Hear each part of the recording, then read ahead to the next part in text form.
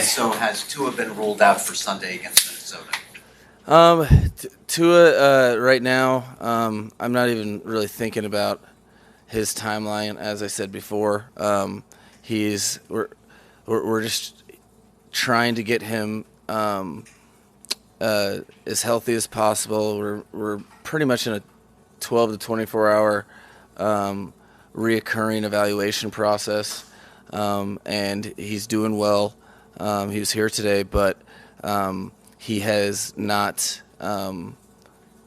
he's not ready to take the step to do some football stuff yet. So that will be talk to me in every 12 to 24 hours.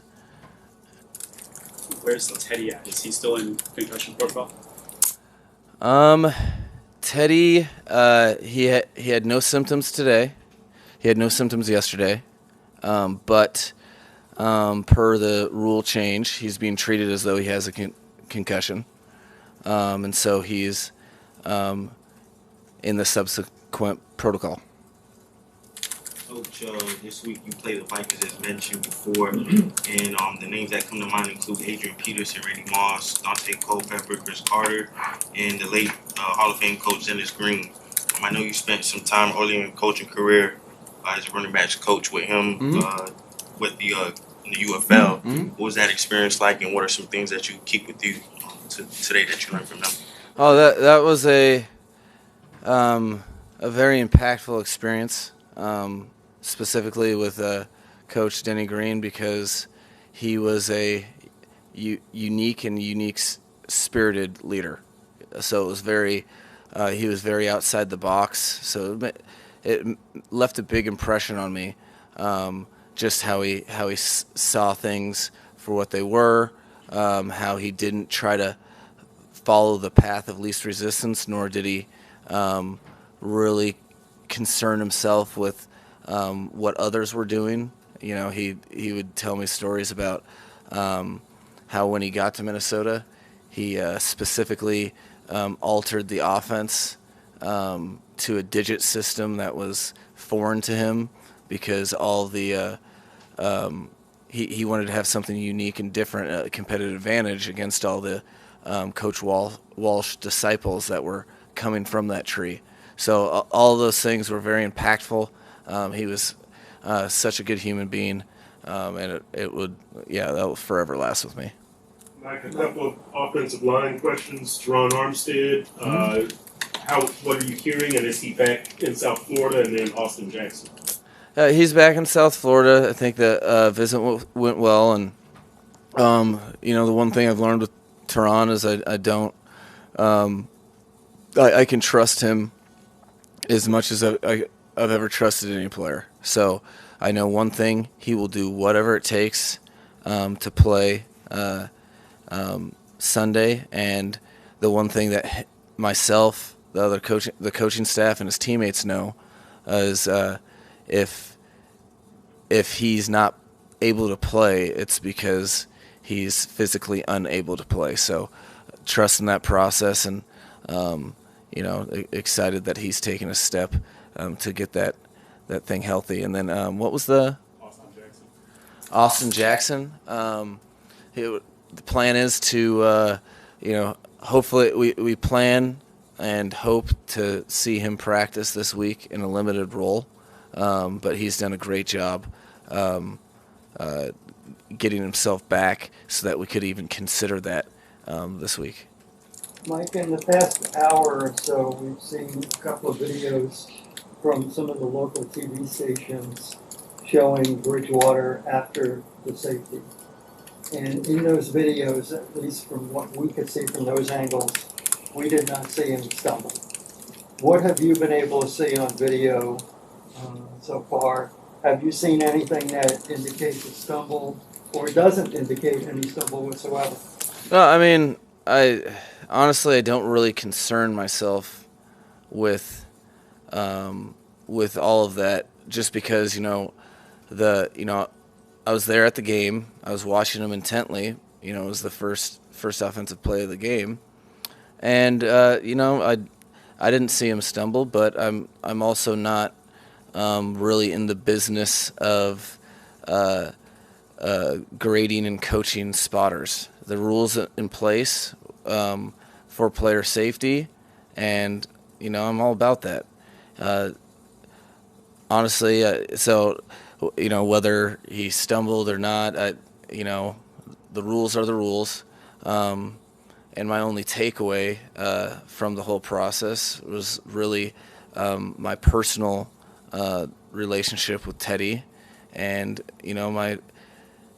Teddy was very prepared to play that game, and he put a lot into it, and he just I was excited to see him play, and my heart hurt that he was unable to execute something he was very prepared for, and his teammates were excited to see him play. So, can you quantify, or sorry, were you going to follow? Yeah, just real quick regarding Teddy. Given the area that he's in now, where he's not showing symptoms, but he's in the protocol, what would be the soonest that he could possibly participate in practice, and how reluctant would you be to play a quarterback if he hadn't practiced the previous week? Well, as far as the protocol, that's for good reason. The coaches aren't involved in that, so I know in a perfect world where there's absolutely no setbacks with anything. Again, this is kind of uncharted territory for us. The soonest that you can be on the field in a limited capacity, non-contact, would be Thursday.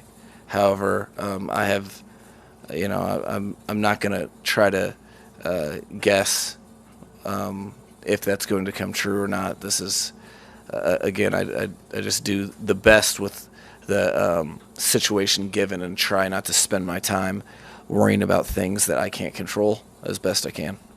Teddy, it only has a couple limited practices leading up to the game. Just based on his experience, would you feel comfortable having him play in the game on Sunday? These are a lot of hypotheticals. I think I would like to.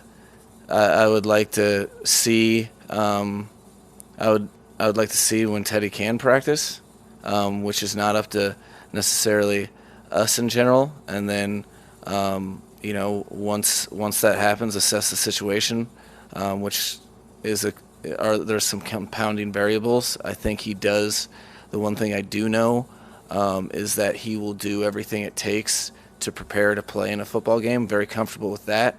You just have to, you have to really do right by the football team and the player, and in terms of whether or not you're putting a player, whether or not he feels comfortable to execute his responsibilities. So that's too early. There's too many hypotheticals for me to even assess that. What I do know is he's a pro, and if and when he's called upon, I know he's going to put his best foot forward for himself and his teammates. Can you quantify just the level of, I guess you would call it, misfortune to have 3 consecutive games where a quarterback hits his head the same exact way on a hit and is caused to miss time because of it? Scales. It's a weird question for me to ask because I'm not lying. Like, I don't.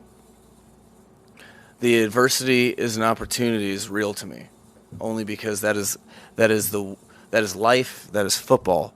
So, as opposed to sitting here and saying, "Wow, this is hard," winning's hard. Being in the National Football League, whether you're a coach or a player, is hard. All things that are worth achieving are hard. So, in a odd way, I haven't really.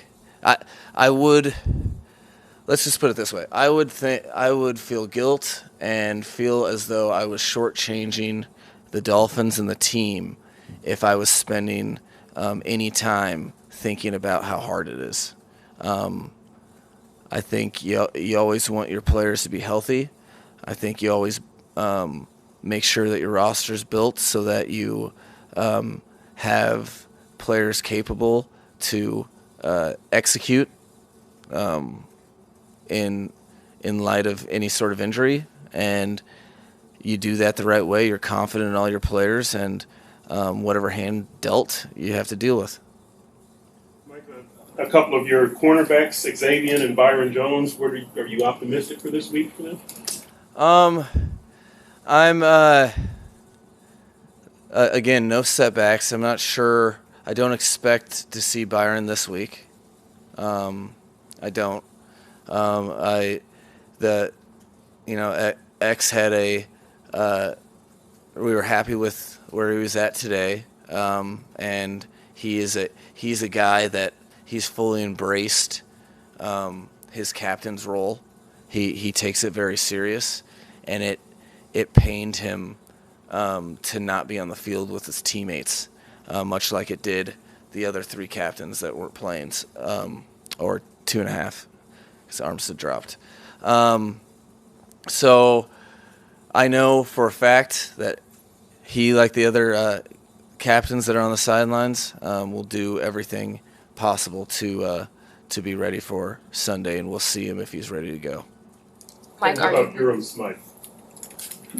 Durham's, he's really in the same lump. I guess it's all the true professionals that do things the right way that appear to be getting injured. So he's a guy that I wouldn't count out at all. But it was a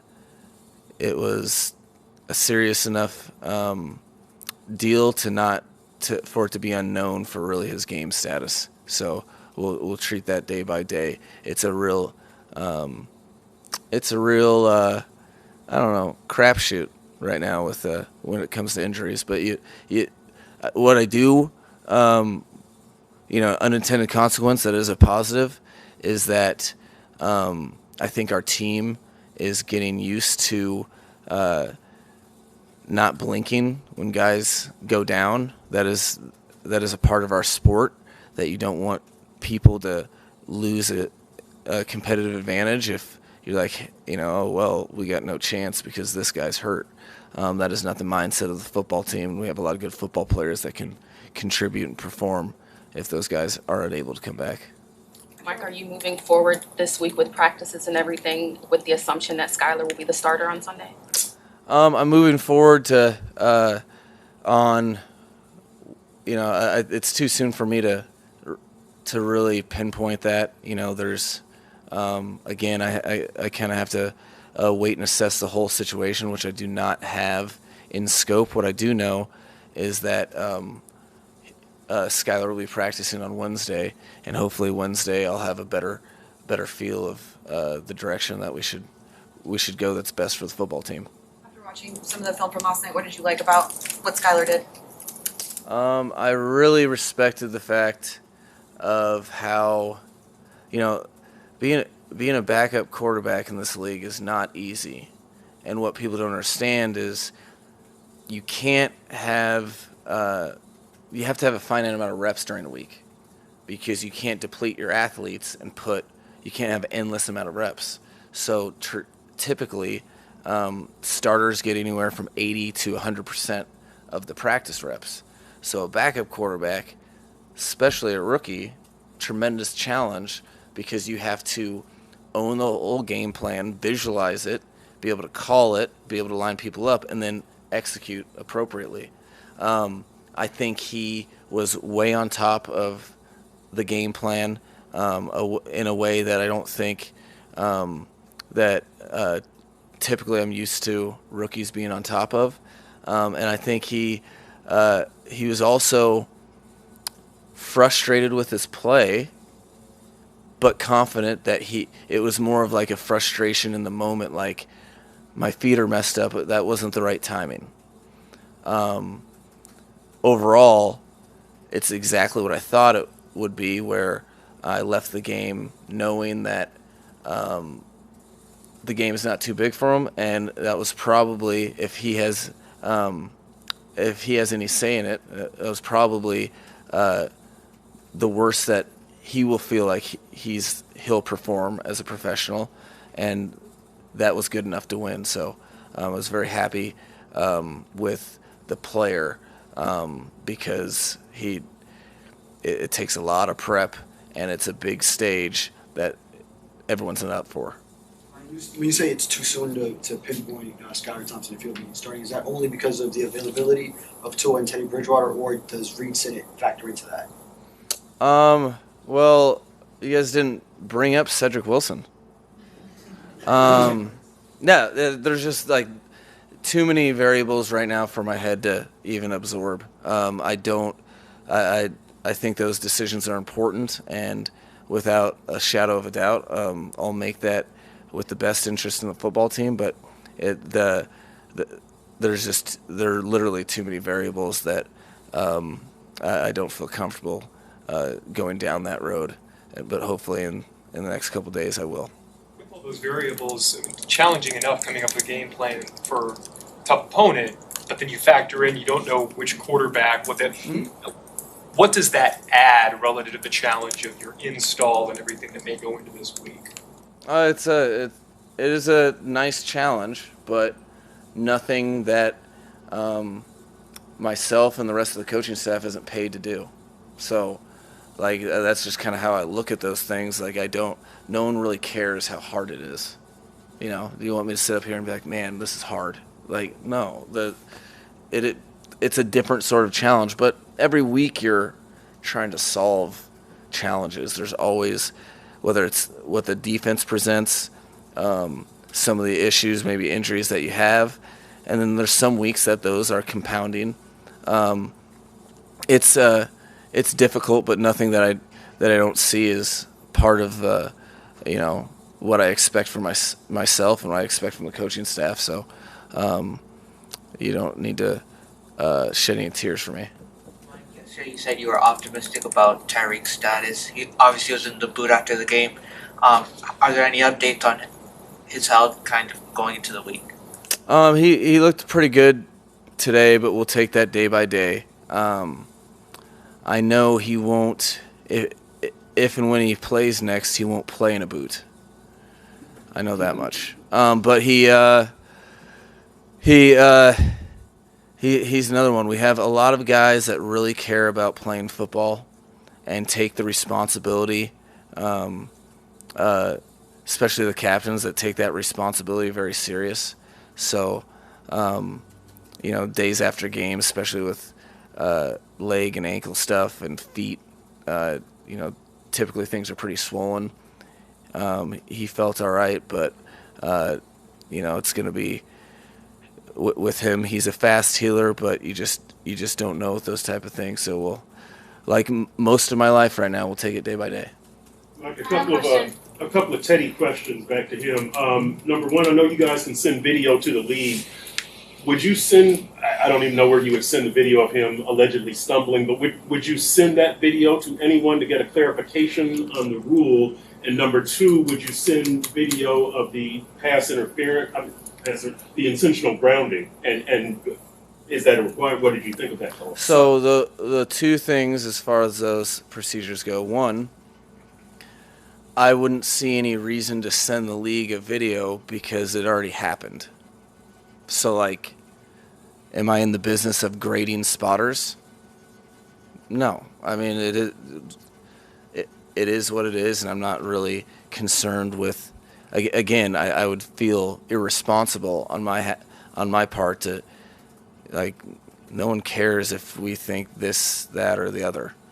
Secondly, typically there's a communication system set up by the league with in regards to penalties, and the way it works is that you have designated coaches each week, and if you have a discrepancy with a call or a question, you submit them in a format that's standardized the day after the game, and they generally get back to you pretty quick. So I'm sure we'll get a clarification on that, but typically I don't really spend my time worrying about past things, whether they're misgivings or whatever they are that are outside of my control. I'm more concerned with doing my job as it relates to the football team, the coaching staff, the players, and the organization, and then preparing our team for the next challenge ahead, which they're 4-1, doing a great job. So we would not be giving ourselves the best chance to compete against them if we did anything otherwise.